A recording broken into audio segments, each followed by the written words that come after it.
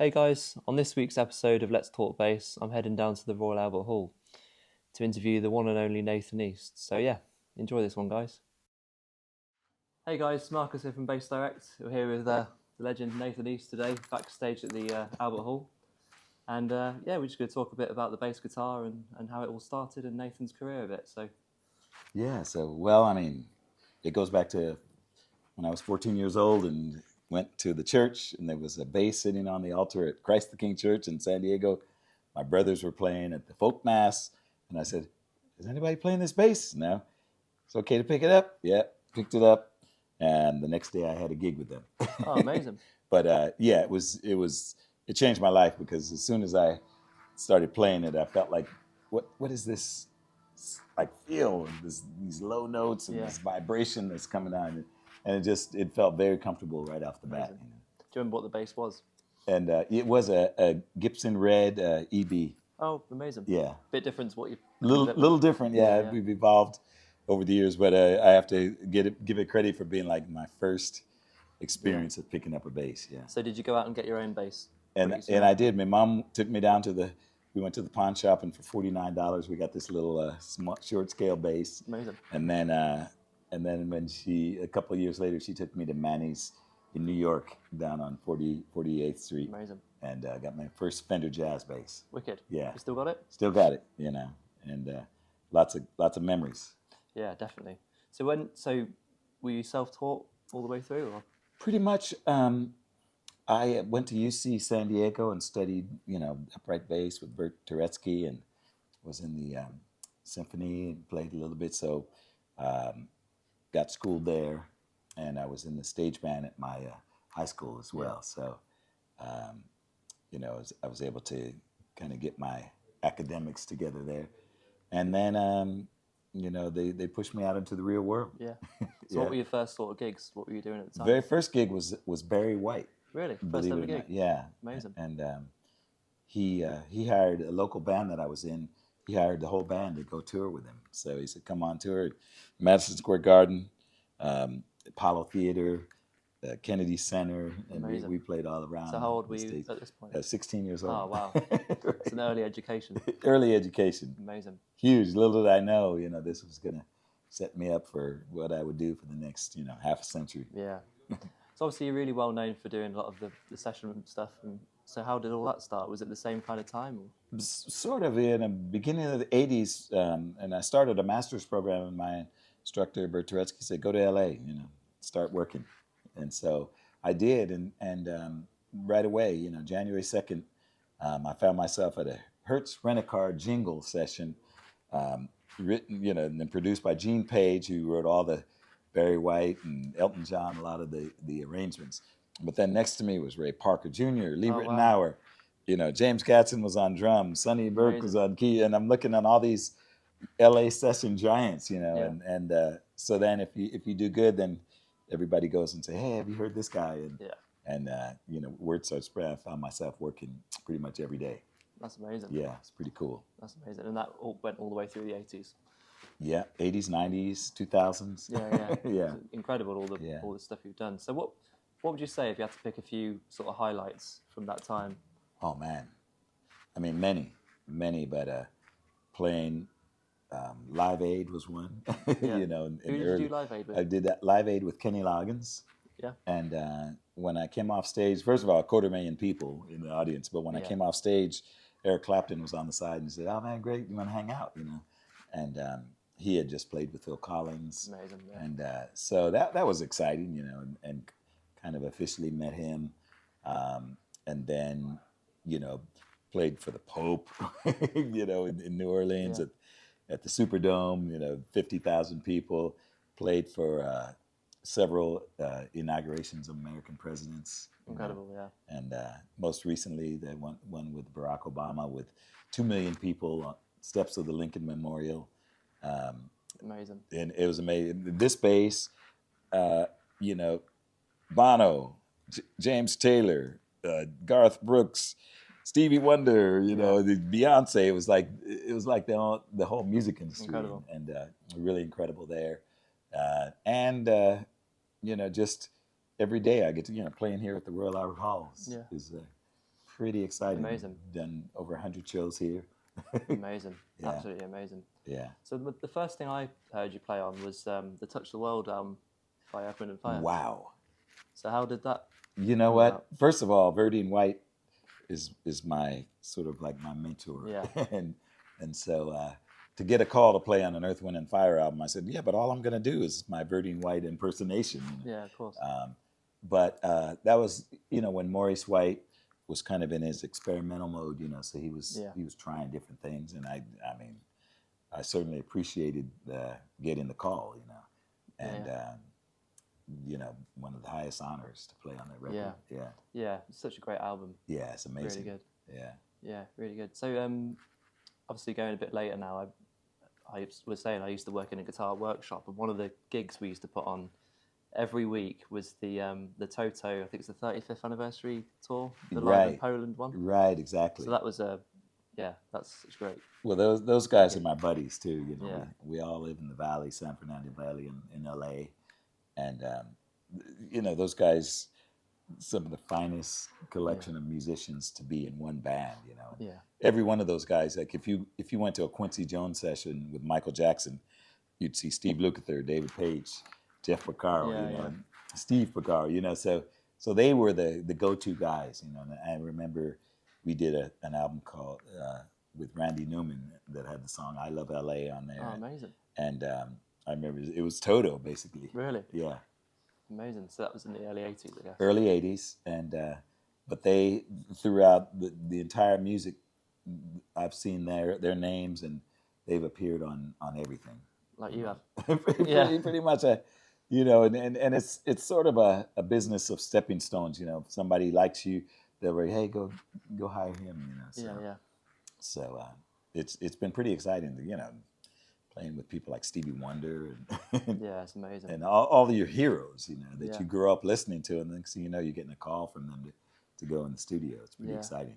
So what about the Foreplay thing? So how did all that come about? Yeah, Foreplay was another, sort of grew out of a Bob James solo album on Warner Brothers, where it was he called me, Lee Ritenour, Harvey Mason, to play on an album with him, and you can hear that album's called Grand Piano Canyon, and you can hear Foreplay being born on that album. Yeah, you can hear the sound, and he was an exec at Warner Brothers Records, and he said, I could probably get us a deal, and you guys want to start a band, Foreplay. And so that was early. That was like 1990, wow. And so we've been around for that many years. And we've had 3 guitarists: Lee Ritenour, Larry Carlton, and Chuck Loeb. Yeah, the late Chuck Loeb. I saw you guys at Ronnie's. Oh, really? Okay. Where you had the power cut. Oh, okay. I remember that gig. Yeah, so, fantastic. We were talking about it before. Yeah, we were excited to play there. Yeah, good that was fun. Really cool. Yeah, so what about gear-wise? Obviously, you've ended up using Yamaha for a long time. So how did that start? Yeah, that actually, speaking of Lee Ritenour, he was the first person I went to Japan with to play at a place over there called the Pit Inn. It was a small club, kind of patterned after the Baked Potato in L.A. Yeah. And so like 1980, and we went over there, and prior to going over there, I had heard Abraham Laboriel in the studio, and what bass is that? And of course, he's like a mentor to me, and it was a Yamaha bass. And he introduced me to Hagi, who was the rep at Yamaha early on. And Hagi, pretty much signed everybody, Steve Gadd and a bunch of musicians. Yeah. And so I met Hagi over in Japan. He put my first Yamaha bass, and I played it on the gig, and I said, I have to take this home now. And he was like, okay, take it. Amazing. And ever since then, I've been playing. It's coming up on 50 years now. So has it evolved much over the years? It has. We've steadily kind of just tried to make it something that this is my signature bass, and just basically all the things that I needed and wanted in an instrument, 5 strings. Yeah. And so it really now is my Swiss Army knife of instruments, and I play it every studio and live, and it serves me well. Amazing. Yeah. Yeah, these are great. We sell a lot of these in the shop. Yeah? I just wish we could get that other colour, the pewter. Oh, exactly. That was a limited edition, but maybe we'll have At the next board meeting, we'll bring it up. Hopefully. Because I love that color. Yeah, I think it's amazing. Yeah. I think it looks so great. I have it with me. It's actually in my hotel room now, Yeah. But I love the color. Yeah, it looks great. Reminds me of like a Porsche. Yeah, definitely. Definitely. So obviously you're here with Eric at the moment. Yeah. So when did you start with Eric? And Eric, I mean, this relationship goes back 40 plus years. In 1983, we got called to play on the Behind the Sun album, by Eric. And so that was the first time we recorded together. And then next thing you know, the next album was August, which had Greg Fillinganes and Phil Collins. And we were in the studio and we were playing the songs in the studio. Next thing you know, it was like a live performance. And Eric's manager kind of took note of that. And after the session, he came and said, what do you think about Montreux, Switzerland, Oslo? And he had about Royal Albert Hall. He had half a dozen dates in 1986. And that was like the beginning of our touring situation. So, running around the world for 40 years. That's an amazing band as well. Oh, it was a wonderful band. Yeah. We had so much amazing. fun, yeah. Yeah. We called it the Heaven Band. Really? Yeah. Amazing. Yeah, I was talking to a guy I know who used to tech, a guy called Glenn, used to tech back in those days. Okay. I think he teched for you guys and then for Level 42 as well at the time. Hey. So, we were talking about that and he brought up some memories of that tour. Oh, man. Yeah, he said it was a lot of good fun. Yeah. I listened to a few Level 42 records. Yeah. Yeah. Yeah. They're cool, man. Cool band. Very cool. So how's the tour going, this one? So this is going great. We started, last month we were in Tokyo playing. We played 8 shows at the Tokyo Budokan. Amazing. And that was actually in celebration of Eric's 80th birthday. We just celebrated that here end of March. And of course, he didn't get the memo that he's 80. So he plays like he's 20 still. He sounds great. Sounds great, singing, playing. One thing people should realize is that all the songs are in the original keys. Like he never drops a key. And most singers that I know, as they get older, they just drop it, to fit their voices. And every single song's in the original key. That's amazing. Yeah. Like you say, there's not that many artists who would do that. No. Or attempt it even. No, and he's just fantastic. He's one of the greatest artists I've had a chance to work with. And one of the things that I'm inspired most about is just that he goes in and gives 100%. Now we've played these songs 1,000 times, but it's never like phoning in a part. I got to do it again. It's always full, 100%, and nothing less. That's amazing. Yeah, so it's very inspiring to see an artist do that, and it just makes you want to keep that same standard for yourself. Yeah. So one thing I have to ask is on those old. So say I look back at one of those albums like August or whatever. You're on bass, but there's other bass players on a couple of tracks. Maybe not that album, but on some. Yeah. So how would that work at the time, and how would it feel for you? Well, so you book like a couple weeks of sessions, and maybe I'm on the first week. Yeah. But at that point, maybe Duck Dunn was in the band, or a lot of bass players working Pino and so it's kind of like you have certain songs. You say, hey, I think this bass player would be perfect for this song. Yeah. And we're all in the brotherhood. Yeah. Anyway. So there's never any bad stuff. Always good vibes, and I always welcome, learning the parts that the other players created. If we play the song live, and I think So what's the rest of the year looking like for you yourself? So I've just released an album with my son Noah East, and it's called Father Son. This duo album. He plays piano and organ. Amazing. And so we have some touring coming up, and Eric also has some touring in the States coming up. So pretty much for the rest of the year, it's pretty busy. Yeah, keeping busy. Any sessions this year? And right now, just to focus, there's been a few. We just Stephen Bishop's doing his final album, and so he asked me to play on that. Yeah. And so we just finished doing a few songs of that, and probably Eric will do some more recording as well. Yeah. Yeah. It's amazing how these people keep going.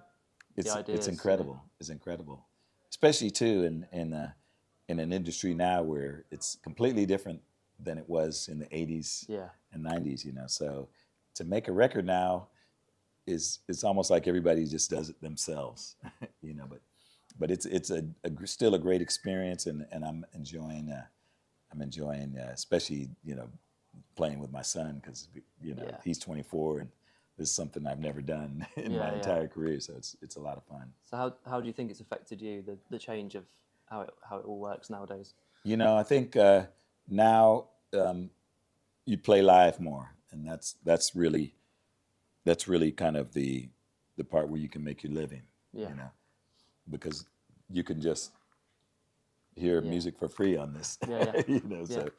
so it's kind of like one of those things where we've had to kind of figure out how to. And a lot of artists, you know, they put their CDs in the suitcase and sell them at the gig now. Really? Yeah, and you sign them. Yeah. But it's a different game now, completely different. Yeah, I went to see, do you know Dirty Loops? Uh-huh. I saw those Love guys recently, and again, they just stayed for a couple of hours afterwards, just signing albums and Yeah. hats and stuff. Just they're like, Fantastic, we yeah. need to do it, basically. Those guys are phenomenal Yeah. musicians too. Yeah. Yeah, Yeah, it was cool sounding gig. Heinrich, yeah, and they really, you know, take these songs and just take them to Yeah. another level. So I've never seen anything like it. They're amazing. Yeah. So is there anyone you would still love to play with that you haven't yet? Yeah, there's a few that I probably won't have the opportunity. Prince was on my list, you know. Yeah. And I probably won't have the opportunity for that unless he comes back. Yeah, you never know. You never know. Never know. If anybody would, it would be him. Yeah, of course. But Pat Metheny is Yeah? a person that we've always kind of threatened that we'll do something together. Yeah. And I think that would just Get him in Foreplay. Yeah, come on, let's go. Yeah. That's a fantastic That'd be idea. amazing. Yeah, and but he's one of my favorite musicians, and before he passed, Miles Davis was another one that I thought, oh, that'd be great to work on. Yeah, of course. So the moral of the story is get it in while they're here. Yeah. I mean, that's kind of the reason I'm trying to get to a lot of these gigs, you know, with these legends as well. Like, they're all coming up to the point where it is the final tour, it's the final, you know, thing. And, or at least it said that on the poster. Right. It's always the final.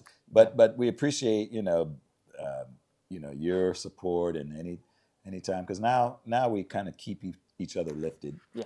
And it's I think it's an interactive industry now where we, you know, everybody is their own sort of promoter. Yeah. Yeah, 100%. You know, every time now if I'm on whatever the social media is, and there's, hey, there's my friend. Oh, we're gonna be gigging at, you know, Ronnie's tonight or whatever. Yeah. So it's just kind of the way it is now, you know. But it's cool because you don't have anybody really telling you. You're motivated by how many people you want to come see you play, and I think that's the focal point now, is playing live, which is great too, because you don't get to hide behind anything, you know, or a studio. You have to come out there and play. You know? And do you still really enjoy the live performances? Love it. Yeah. Love it. I mean, I can't believe how much I enjoy it. The traveling part is starting to get a little tricky because, you know, flights and delays and all the paperwork that you have to have. But, you know, get past that. It's so much fun to just see all the corners of the world. Yeah. And I take my Brompton bicycle with me. Amazing. And so every country I'm in, I just explore, and it's a lot of fun. It's amazing. Yeah. Absolutely amazing. So yeah, thanks for spending the time with us. It's a pleasure. It's been amazing. Yeah, thank you very much. And enjoy the gig tonight. Thanks for your support.